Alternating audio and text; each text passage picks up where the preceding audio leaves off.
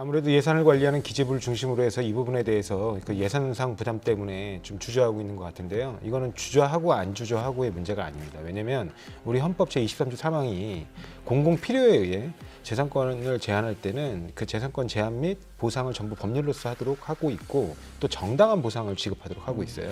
근데 지금 이게 코로나19 확산 방지라는 공공 필요에 의해서 실제로 거기에 코로나 발생한 지역도 아닌데도 불구하고 그냥 재산권 사용 자체를 제한한 거잖아요. 네. 그러니까 그 영업시설 막대한 비용을 들여서 구성해 놓은 그 영업시설 자체의 사용을 제한하는 거기 때문에 그런 부분에 대해서는 당연히 그 정당한 보상이 되어야지 합헌적 그 상황을 유지할 수 있는 겁니다. 그러니까 지금 현재 상황 자체가 위헌적 상황인 거예요. 그래서 이 위헌적 상황을 해소하기 위해서 사실은 이분들이 헌법소원을 제기할 수도 있어요. 근데 헌법소원을 제기해서 부작위 소송을 하게 되면 또 1, 2년 굉장히 오랜 시간 고통스러운 그 심리 기간 동안을 기다려야 되고 그 부분에 대해서 이제 최종적으로 나오게 되면 그 이후에 보상받는다 하더라도 네. 경제적으로 재기하기 어려운 상태에 놓인 상태에서 이제 금전으로 그나마 일부 위자를 받는 거 아니겠습니까? 그렇게 되면 우리 내수 경제 자체의 기반 토대가 무너질 수도 있기 때문에 네. 지금이라도 국회가 시급히 나서서 정당한 보상을 위한 법률을 빨리 제정을 해야 됩니다. 근데 그 부분이 예산상 소요 때문에 그러면 애초에 방역 금지 조치도 하지 못하는 거죠.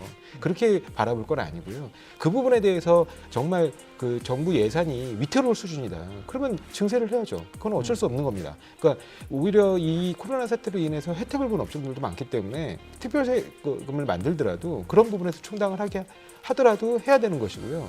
그리고 정말 우리 그러면 정부가 현재 그 예산 상황이 굉장히 어려운 상황이냐? 절대 그렇지 않습니다. 우리 지금 부채 비율이 50% 내외예요. 50%가 안 되는 걸로 알고 있거든요.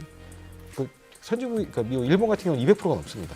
그리고 지금 코로나 문제가 터진 이후로 각국에서 엄청나게 예산을 확대해가지고 편성해서 이런 지금 이런 코로나 위기에 빠져 있는 내수 경기의 어떤 토대를 지키고 있는데 네. 우리만 굉장히 긴축한 형태로 경제를 운영하고 있거든요. 굉장히 지금 예산상 여유가 나름 많습니다. 그럼에도 불구하고 해외에서 워낙 돈을 많이 풀고 있기 때문에 오히려 현금 플로우는 좀 넘치는 편이에요. 그러니까 지금이라도 빨리 그런 부분에서 우리도 좀 확장적 재정 정책을 통해서 이분들을 위헌적 상황에서 해소시켜서 구제해줘야지 이분들이 다 무너지고 그다음에 이분들 다 이제 더 이상 경제적으로 재기 불가능한 상황을 만들어놓고 그때 가서 뒤늦게 찔끔 이자를 주듯이 주면 뭐합니까?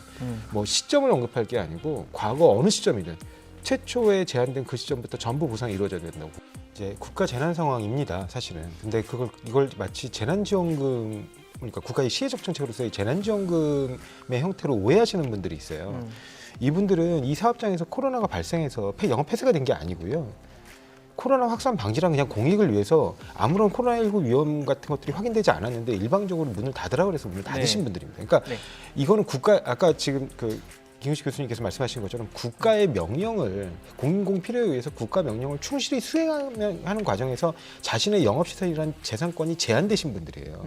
그러니까 이 부분을 보상하는 건 시혜적 정책으로 뭐 재난을 당하신 분들한테 국가가 배려의 차원으로 주는 게 아니고 네.